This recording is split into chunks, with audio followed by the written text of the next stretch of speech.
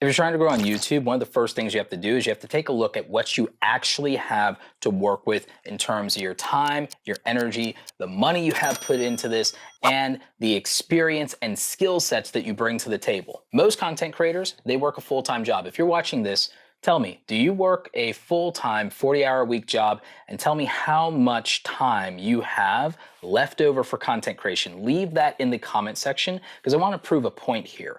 The majority of you watching this are most likely working class content creators, which means you're trying to balance your content creation with a full-time job and adult responsibilities. A lot of you work a full-time job and you have a family and you have to do all that stuff. Then somehow, some way, you have to take the little scraps of energy you have left and you have to make content with what? 10 hours, 20 hours of disposable time a week if you're lucky.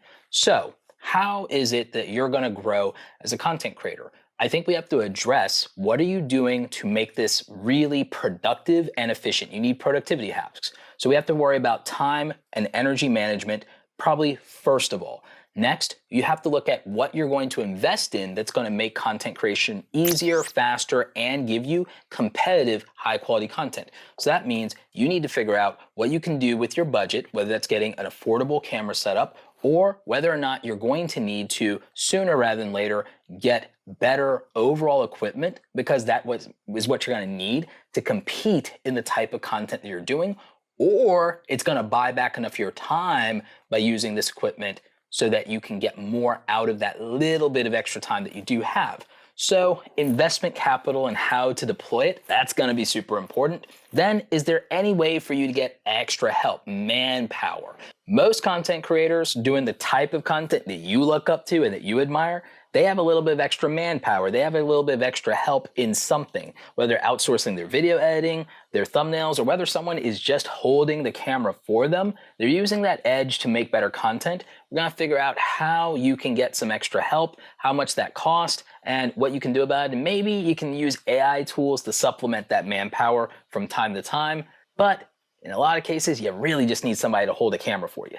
And finally, there's experience and expertise. There are skills you're gonna have to build up and develop, and it might be better for you to get some of those skills before you really try to tackle this too hard, because if you are more skilled, more experienced in a few things like video editing, for example, that 10 hours to 20 hours a week you have is gonna stretch a lot further. What you may not realize is that a really experienced content creator who's made hundreds of videos can probably make a better video in 1 hour than you can with 10 hours. And I'm not joking. Part of the reason is they just know exactly what they're doing. They've refined the process and they know their skills, their shortcuts in their editing like the back of their hand. You're gonna spend more time probably looking for the perfect background music than they're gonna spend editing the entire video. And that's the difference that experience makes.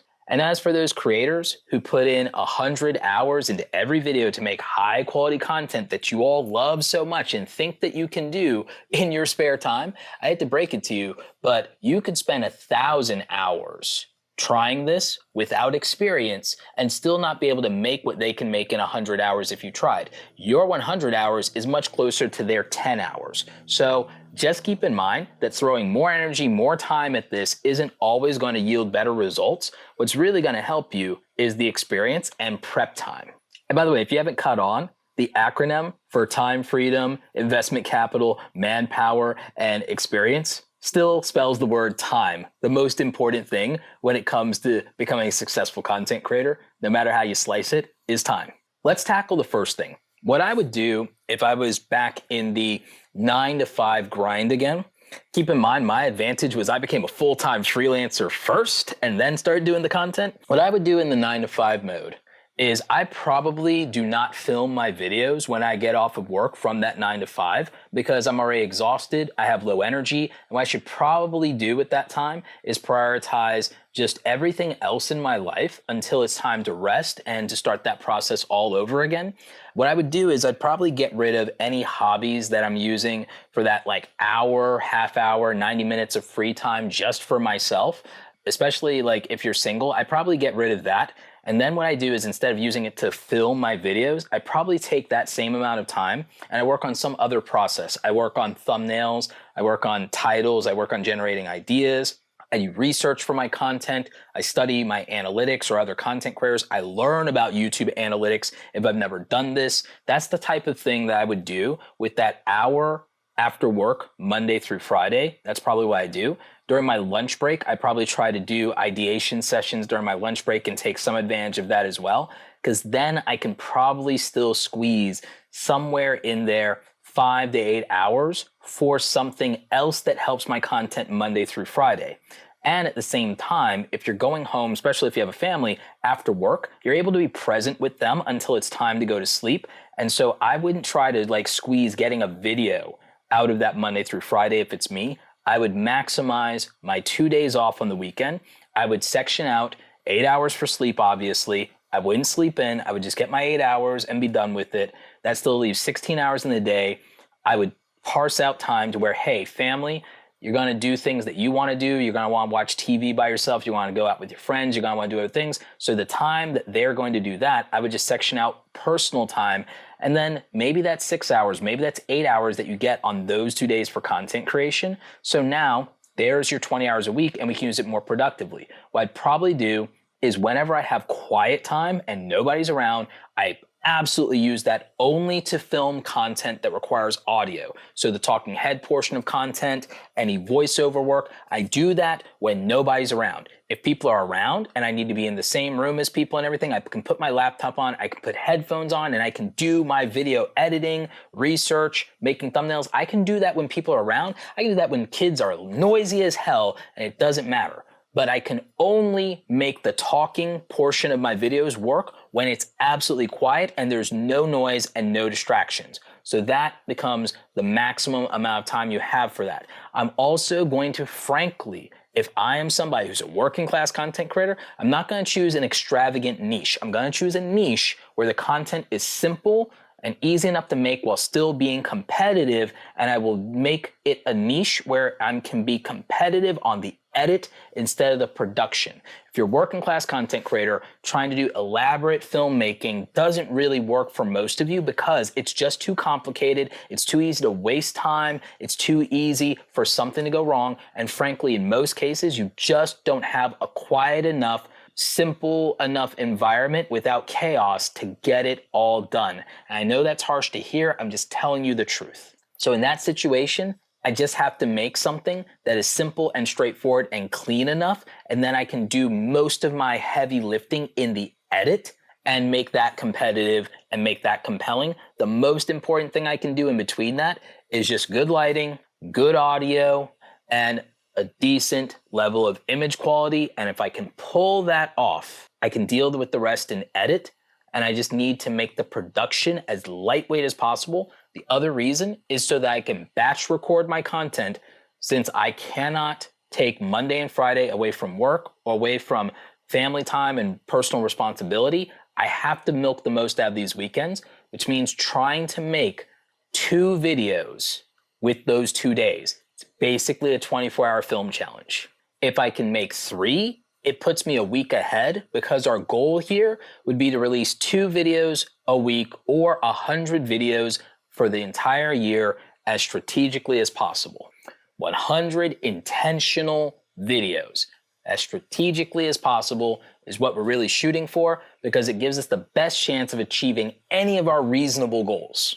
It also makes measuring data really easy. So that's how we're going to approach consistency. In terms of investing our money, like I said, you need good audio and you need good lighting. Now, for under $200, you can get good lighting. I'm using probably $2,000 worth of lighting, but you don't need to be doing any of that now. You can start very simply. When I first started this channel, I was probably using less than $200 of lighting.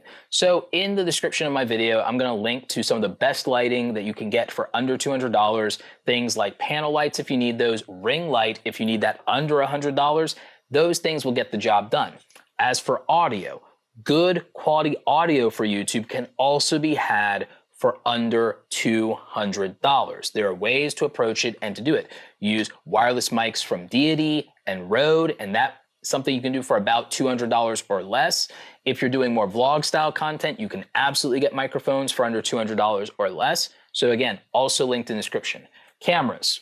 When it comes to cameras, For most of you doing vlog style content and live streaming, you can have competitive quality in your niche, competitive with anybody up to about 50,000 subscribers, 20,000 subscribers with something like the Sony ZV-1F $500 camera. However, if you want to just have one camera for the rest of your career that's competitive with people up to 1 million subscribers, the Sony a7 Mark IV does everything. Both of these are flip out screen cameras. So again, they have selfie mode, even $500, selfie mode, flip out screen, blurry background capability on both of these. With the 7 Mark IV, you're going to need a good camera lens. Good camera lens in YouTube land means a 16 to 35 millimeter or a 24 millimeter or a 24 to 70 millimeter most of the time. Probably want to need an f2.8 for those. Again, blurry background, shallow depth of field. All right, so that's going to give you your professional looking YouTube look.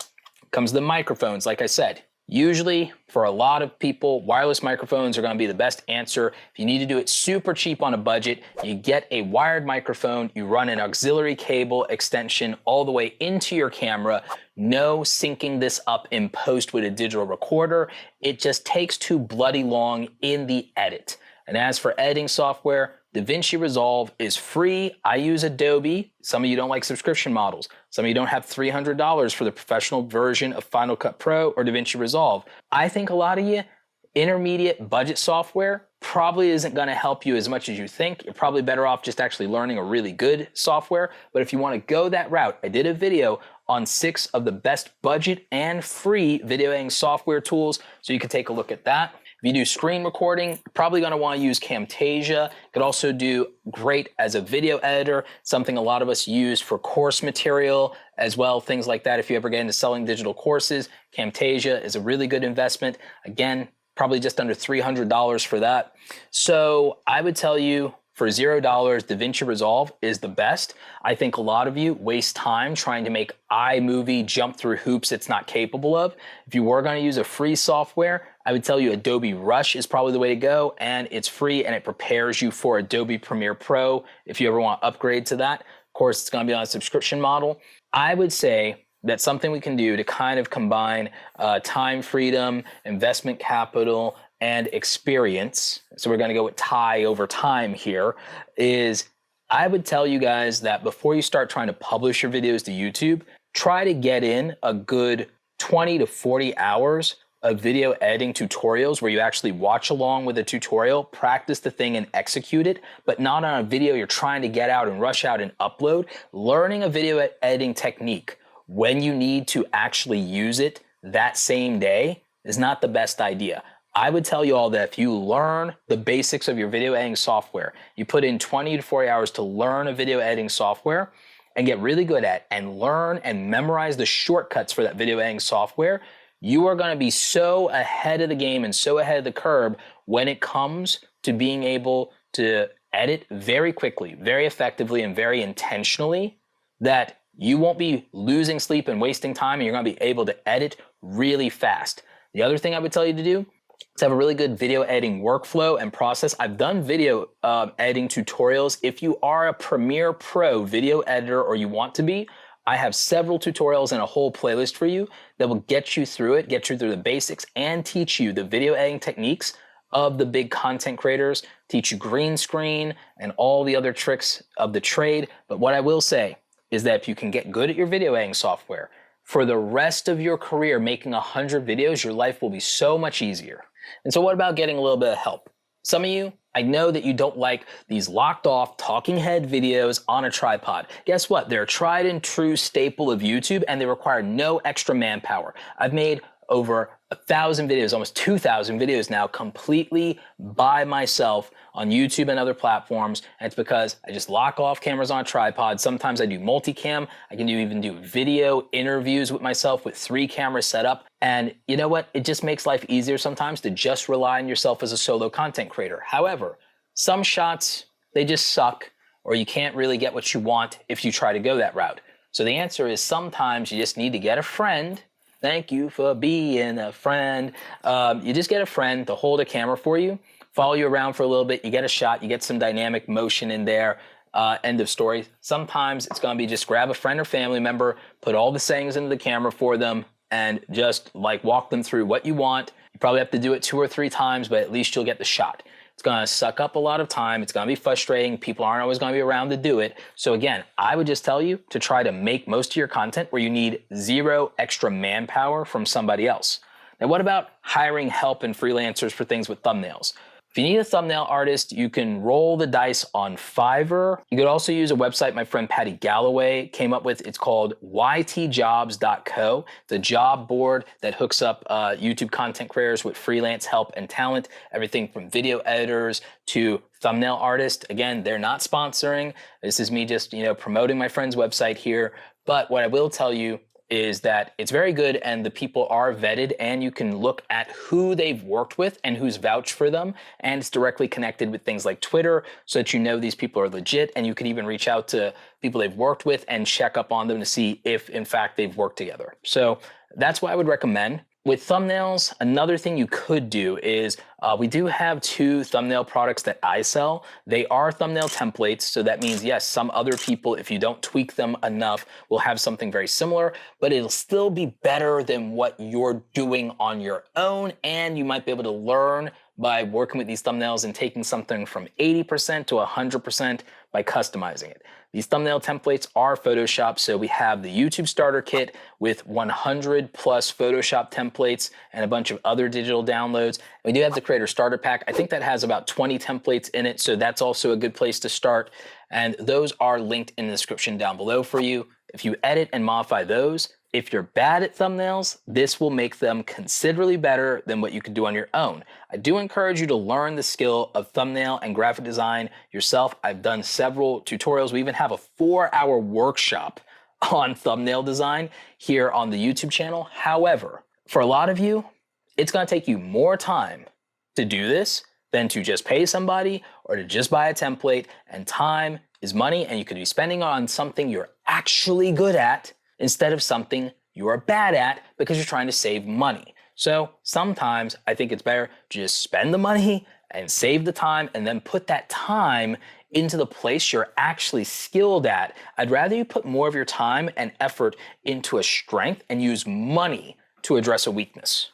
But if you are going to try to improve at something, improve at the video editing so that you're not fully dependent on somebody else. I would also encourage some of you to learn photography, because you can use photography to make good thumbnails. Most thumbnails in YouTube today are actually photography driven instead of design driven. And finally, let's talk about experience and expertise. The more experience and expertise you become at anything, the easier it's going to be to become a content creator. A lot of people can become content creators and get away with talking head videos because they have experience and expertise in something that's very difficult and very challenging. Or they have a lived experience that makes sense to communicate to a large enough group of people in a profitable enough niche. Career development, for example, those are categories, or even anything academic. So those are something that give you experience. Now, another thing is the ultimate skills that you produce, whether that's people who do art, that gives you experience and expertise at the same time. So art, massive advantage in being a content creator. The more experienced you are, the more expert you are at something, it means you can talk about something on camera with confidence. That's very powerful. But also experience in just making content and the logistics of it, whether it's learning the lighting, whether it's learning the audio, whether it's learning video production, whether it's learning editing. It is a massive unfair advantage if you're in a market of people who don't have the experience and expertise. If you can become somebody who's leveled up with 1,000 plus hours, 5,000 hours, 10,000 hours of experience, it does make you expert. And it definitely makes you expert compared to an amateur who hasn't even put in their first 100 hours into doing the same thing. So what we want to do is we want to create a gap between us and the other people in the market. One of the best ways to do that is when I became a full-time freelancer, that meant I was automatically going to have an advantage over anyone with a 9-to-5 job when it comes to content creation part-time. Why is that? Because I control my schedule, I control my time, I could flex time it, and I am not committed to 40 hours a week. If I can get my work done in 20 hours a week and make the same money that I was making for 40 hours a week, that leaves me a lot of room for content creation. That was a big advantage. Now that I'm a full-time content creator, I have every advantage in terms of time freedom and availability. In terms of investment capital, that was something where I had the advantage of having a background in photography, so I had a decent camera already, decent lighting, and backdrops. So that was something that helped. And then I mostly had to figure out audio at that point and a few other things. I also already had experience in editing long before YouTube ever existed. So perks of being older, I'm 39, I know I don't look it, so I had the advantage of probably 6 or 7 years of video editing before YouTube was even a thing, before it was ever made as a website. That's something that can be leveraged for anyone over 30. You might have experience and expertise. You may not have the time freedom of somebody in their 20s, may not have the same, cultural references or energy, lack of responsibility, but experience and expertise can be a massive advantage over all of that. Now, if you have people in your life who can help you from time to time, that's probably, I would argue, one of the best advantages to have. I think that when you're somebody that has people who can help you, whether it's they can help you with the photos for your thumbnails by holding the camera, help you with the video and cinematography so it's not just all locked off on a tripod, so they can help you again by holding a camera, or if anyone in your life has some expertise to lend when it comes to video editing or graphic design, branding, just anything at all really, or even just some business savvy, it's going to be better than you just flying solo and having to be responsible for everything, figure everything out, and only relying on yourself. But when it comes to consistency, relying on yourself is probably one of the keys, and it's something a lot of people are reluctant to do.